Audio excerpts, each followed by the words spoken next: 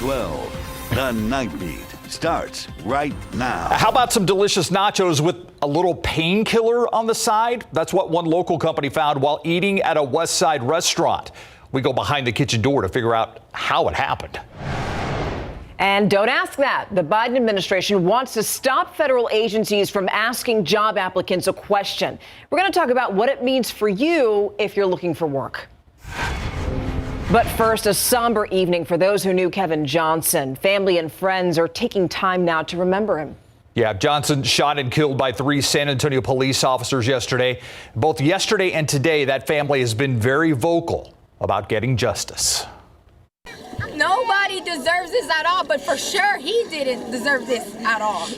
Now, according to police, Johnson was wanted on a felony warrant and pulled a gun on officers trying to arrest him. However, the family's still upset with what they feel was mistreatment by SAPD during a sensitive moment. The 3 officers involved are now on administrative leave. With the backdrop of the violence we've seen in San Antonio in recent days, they are working the streets, investing their own money to prevent crime and building better community relations with police. The Night Team's Patty Santos introduces us to the former police officer leading the effort in hopes of creating change. The community has become afraid of the police, and I actually believe the police became afraid of the community. Troy Smith points to the tense situation that unfolded Monday night after officers shot a man on the west side as an example. He says everyone's on edge, and Troy knows the situation for both sides. He used to be with the San Antonio Police Department.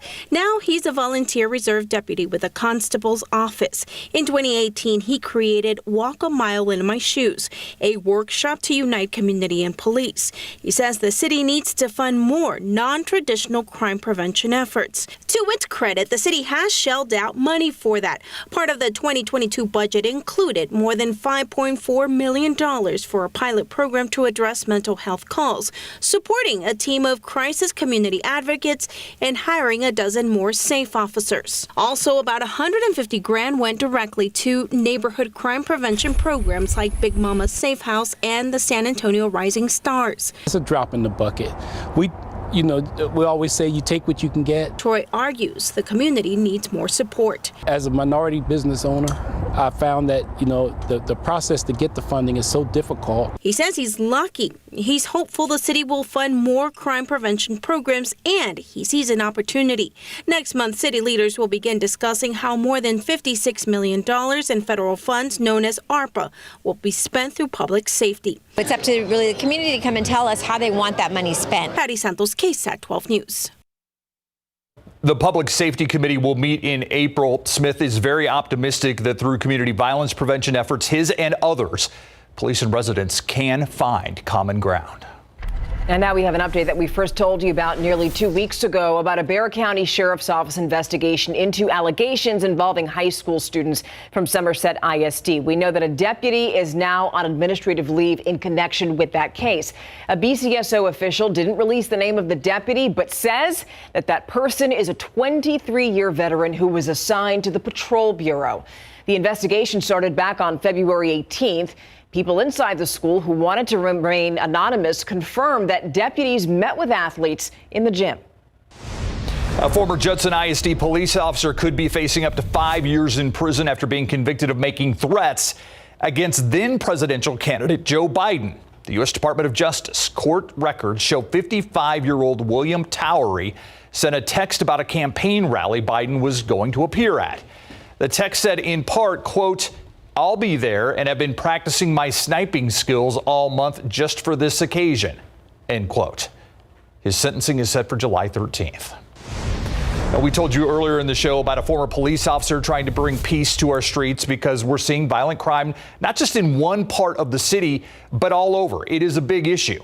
The police department itself is hoping to address the violent crime issue with the help of UTSA. The Night Team's Lee Waldman spoke with people across the city.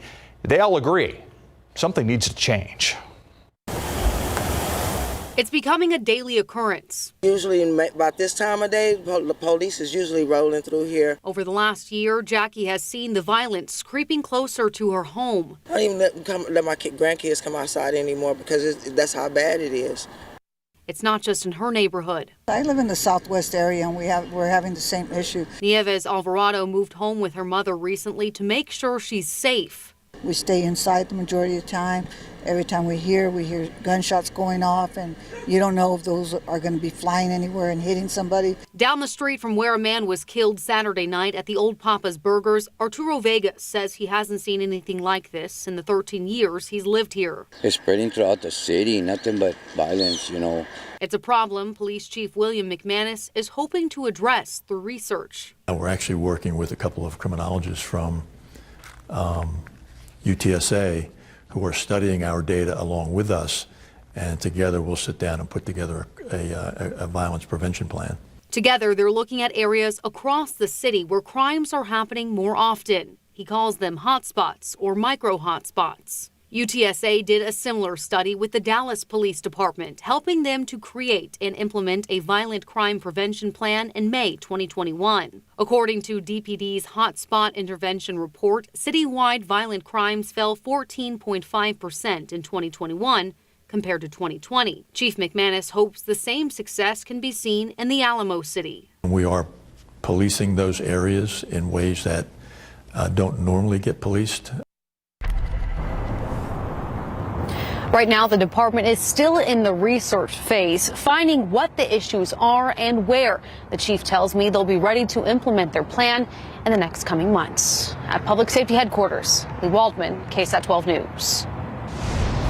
Thank you, Lee. We have an update to that grass fire we first told you about at 6 o'clock. Well, right now the fire's contained but still burning. This is near FM 3387 and Highway 16 South in Atascosa County. The fire marshal says about 2,500 acres have been burned. We're going to continue to keep you updated on this developing story. You know, we've all been there. You're filling out a job application and the question of how much did you earn at your last job comes up. Well, some people argue that that very question keeps people from earning more money. The Biden administration agrees and is trying to eliminate that question. And that's welcome news to local job seekers. But I'm 30 years old. I have 3 kids. I have real bills. I have a car. $825 is not going to get me nowhere. It ain't even going to put a dent on my rent. That's Clarissa Jenkins, but that's only part of her story. She's a certified nursing assistant and needs a job. She searched for the last 6 months, but can't find a gig that pays enough. You know, our minimum wage is $7.25. We can't make a living off of that. You know, our cost of living is 3 times higher. So she's for the Biden administration's goal of banning federal agencies from asking job applicants about their salary history. Let's say I was flipping burgers making $7.25 and I go to another job and y'all want to pay me what I just made. No, I'm looking for a better opportunity for better pay. That's what those in favor of the move argue. The regulation would come from the Office of Personnel Management. Thing is, it would only affect federal, not private sector jobs. So that may not help Clarissa. Be somebody that is resourceful. Adrian Lopez, CEO of Workforce Solutions Alamo, says, however, that there are some things job applicants can do to get higher pay. If you start to articulate your value to that particular employer to say not only that you bring the work experience that they're looking for, but that you can offer up other skill sets, those are good ways to kind of negotiate a better salary. That's advice Clarissa will take. She's going back to school to eventually get a job as a dental assistant. Her hope is that she earns enough money to make a better future for her family. And we certainly hope Clarissa a lot of luck. We're so happy that she shared her story with us. And, you know, speaking of families, Workforce Solutions is a program that would make childcare free for 1 year. And this is for parents who work in the service industry or simply don't make enough to pay for childcare. We actually have about 1,200 families that have enrolled in about almost 2,000 slots, and we have probably another 2,500 slots that are available. Yeah, that's a lot of slots, and you have until tomorrow to apply. If you want information on this, visit our website, KSAT.com. Let's talk about $1 billion decision right now. Streets and sidewalks and more. There are 6 bond propositions on the May 7th ballot for the city of San Antonio. Today, members of the city bond campaign out at Woodlawn Park hoping to get the public support. The 2022 to 2027 bond program expected to be $1.2 billion. It'll include things like park and recreation, improvements, infrastructure, and housing priority funding. At the end of the day, the hope is these proposals will help those who are most disadvantaged. Definitely addressing the homeless issue you know, providing assistance with housing for people who are having problems meeting their rent. Yeah. Helping the poor in our city. That's just one hope. The city bond proposals will be paid for with no new taxes. Instead, it's designed to be covered by the city's general budget. We briefly hit 80 degrees earlier today with that gusty wind. The wind is done. It's over with until we get into about Friday timeframe. Temperatures, they're going to rise a little bit before another weak cold front hits. It'll be low 80s tomorrow, mid 80s on Thursday, and then back down into the 70s by Friday. That's a weak cold front, but there is some promising news in terms of rainfall potential in the extended forecast. I'll tell you when that could arrive in just a little bit. Thank you, Adam. Most of us hate daylight saving in the spring, but if it's up to Congress, that could be a thing of the past. The new law being pushed right now. Also, it's not a question of what, but how a painkiller got into a nacho plate. Just crazy stuff. We're going to speak to the couple who found it, and we're going to tell you what the restaurant did to resolve it. Up next.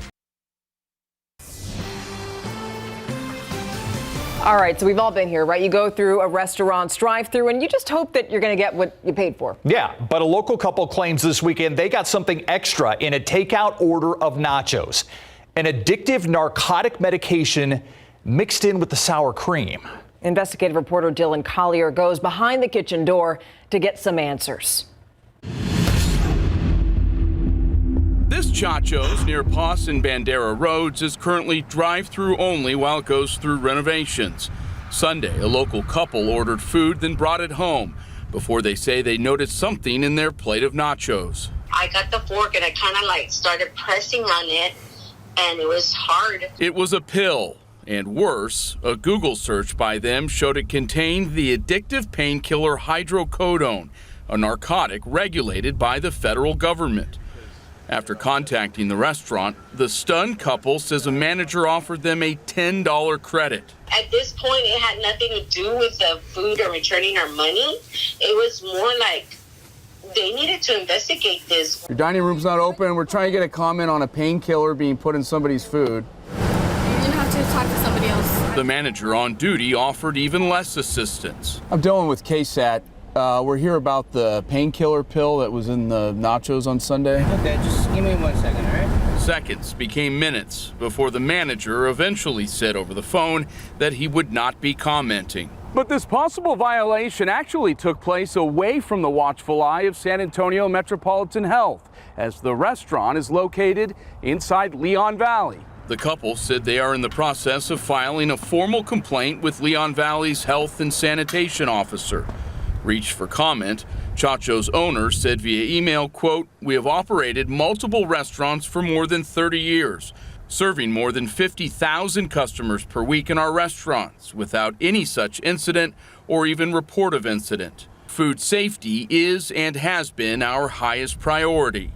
For Behind the Kitchen Door, Dylan Collier, KSAT 12 News.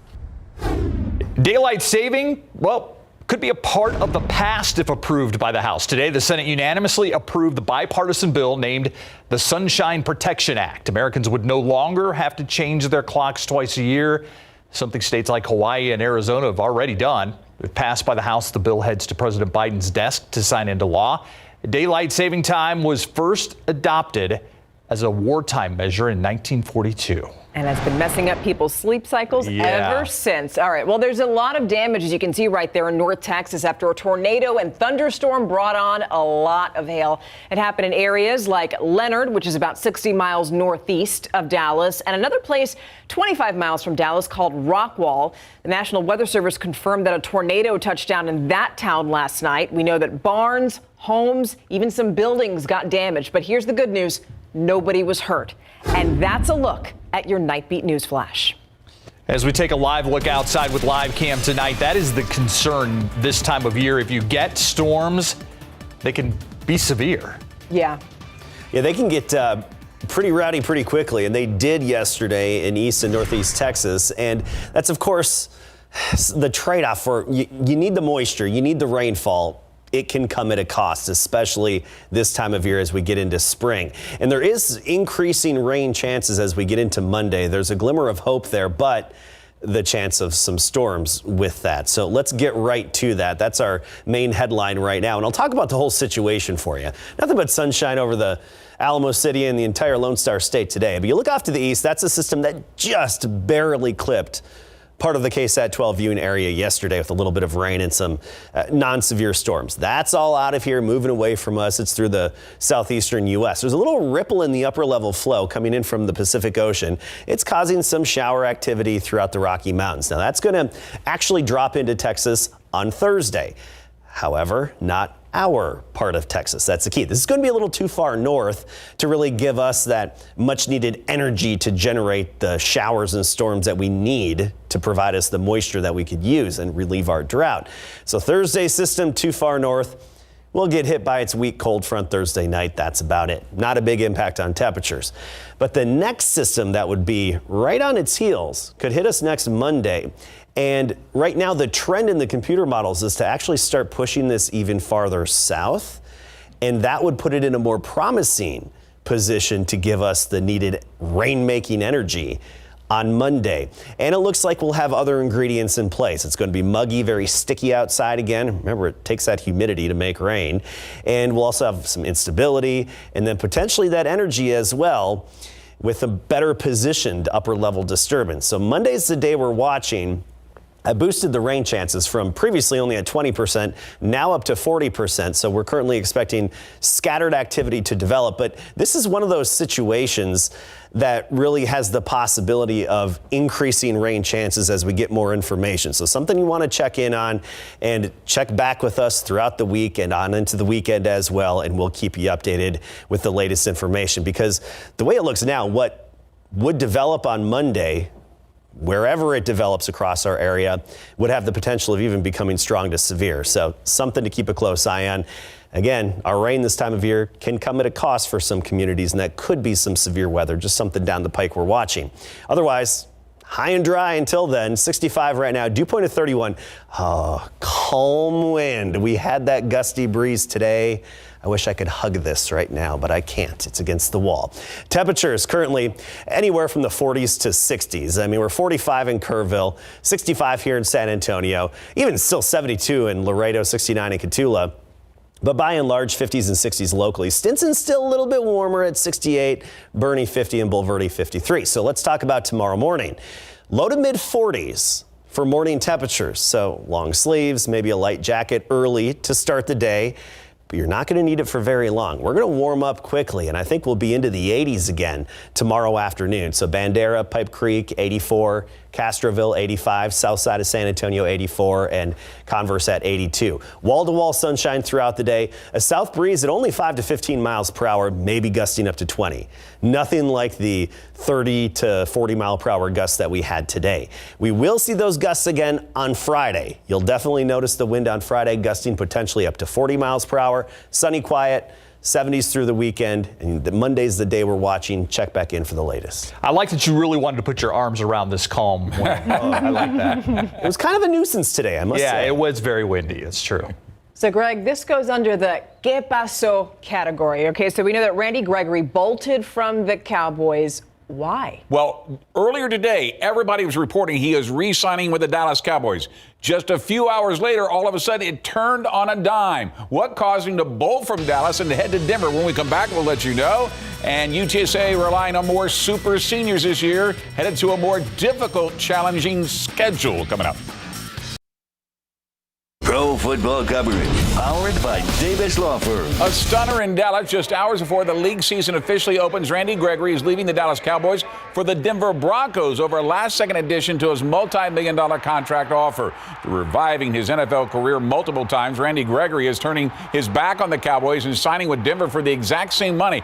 After reports indicated owner Jerry Jones had a salary forfeiture clause added, which is standard for the Dallas Cowboys after they were multiple reports that the edge rusher was locked in on a 5-year, $70 million deal with $28 million guaranteed with Dallas. But instead, he's taking the exact same deal with Denver that does not include that clause. Gregory is coming off his best season of his career, starting 11 of 12 games he played in with 6 sacks, 3 forced fumbles, and even 1 interception. As Deshaun Watson shops for a new team, a new option has emerged. Watson is already cleared of any criminal charges last Friday by a Houston grand jury was scheduled, or at least has already met with, the Carolina Panthers and the New Orleans Saints, who have already made offers to the Texans and the Cleveland Browns. Now, the Atlanta Falcons have emerged as a sleeper team to compete for Watson's talents, and according to ESPN, are scheduled to meet with Deshaun tomorrow. Watson still is facing 22 civil lawsuits for women who claim he sexually assaulted them during massages, but with the criminal charges off the table, teams are lining up for his talents, even though the NFL has not revealed what their investigation will result in. We're hearing more about the contract that Aaron Rodgers signed with the Green Bay Packers. Rodgers will be paid $150 million in the first 3 years of his deal, starting with almost $42 million to be paid to him this season, with a $41 million of that going down as essentially a signing bonus. He does have 2 voidable years in 2025 and 2026, but he's already made millions of dollars by then. Since making Greg Popovich the all-time winningest coach with 1,336 victories, the Spurs have been unable to win since. They have now lost 2 in a row, 7 out of the last 10 games, but still sit 2 games behind the New Orleans Pelicans, who hold the 10th and final play-in position in the Western Conference. And with just 13 games left in the regular season, the Spurs are facing must-wins to close out their 7-game homestand against Oklahoma City Thunder tomorrow and the New Orleans Pelicans on Friday. That's after they were mauled by Minnesota last night, 149-139, a game that saw Keldon Johnson set a new career high with 34 points, only to be outperformed by 7-foot All-Star Karl Anthony Towns, who scored an NBA season, career, and franchise high 60 points, 56 of those coming in the first 3 quarters. A lot of people forget it's our first year being the young group going to play. You look at Memphis, this is their, 3rd, 4th year together. It's the reason why they're at where they're at, you know. So chemistry and being familiar with who you're playing with and who's your teammates is important in this league, you know, whether you're a young team or a veteran team. We'll be back in the AT&T Center tomorrow night for the big game, starting live at 5. The tip-off just after 7:30. The UTSA Roadrunners looking for help from their super seniors to help them navigate through a more difficult schedule this season. Next. While the UTSA Roadrunners enjoy a spring break, they managed to get in 4 days of hard work and spring workouts before a few days off. Now that the Roadrunners have enjoyed success in the second year under Jeff Traylor as head coach, they know they face a much tougher road ahead after their 12-win season and Conference USA title. And that means relying on super seniors again, like outside linebacker Dadrian Taylor, to carry their success forward. So why come back for one more year? Why not? I mean, I was here in 2017 when we were in the basement, you know what I'm saying? So, like, to see all of this, you know what I'm saying, come to life and not want to be a part of it one more time, you know, so I could. Oh, it was no fact I was coming back. I mean, who wouldn't want to play for Coach Traylor and this group of coaches? So that was already, I knew as soon as I got hurt last year, I knew I was coming back just because we got one of the best coaches in the country. And second is just, I need to work on being a more leader, so if I decide to coach or something, I know how to do that, or anything, just being more vocal. Expect them to do just like last year's, you know, super seniors, and, you know, be the backbone of our leadership and be the ones that hold our kids accountable to our brand, our 2-1-0 triangle of toughness culture. And it's very important to us, and it only works if the players are bought into it, and those 13 are extremely bought in. If you don't think that 2022 present more of a challenge for the Roadrunners, just take a look at their first 3 opponents. Hosting Houston in the season opener on September the 3rd in the Alamo Dome, followed by Army and Texas on the road. That's right, Texas, as in the University of Texas, playing them in Austin. That's tough. Yeah, that's a tough start to the season. That's why the seasoned veterans are much needed this year. Yeah, absolutely. Thank you, Greg. We'll be back after this. Pretty quiet here the next few days. We'll have some morning fog on Thursday. Otherwise, nothing but sunshine, especially sunny afternoons. Temperatures low to mid 80s Wednesday and Thursday. Friday through the weekend in the 70s. But look at those mornings, 40s and even in the 50s at times. So cool mornings, but comfortably warm afternoons. It's Monday we're watching, where the situation really has the potential to maybe increase those rain chances. Right now at 40% for some showers and storms. We'll keep you updated. And boy, do we need that rain. Yeah, we do. Don't need the severe weather, though. GMSA starts at 4:30. Have a wonderful night, and we'll see you tomorrow.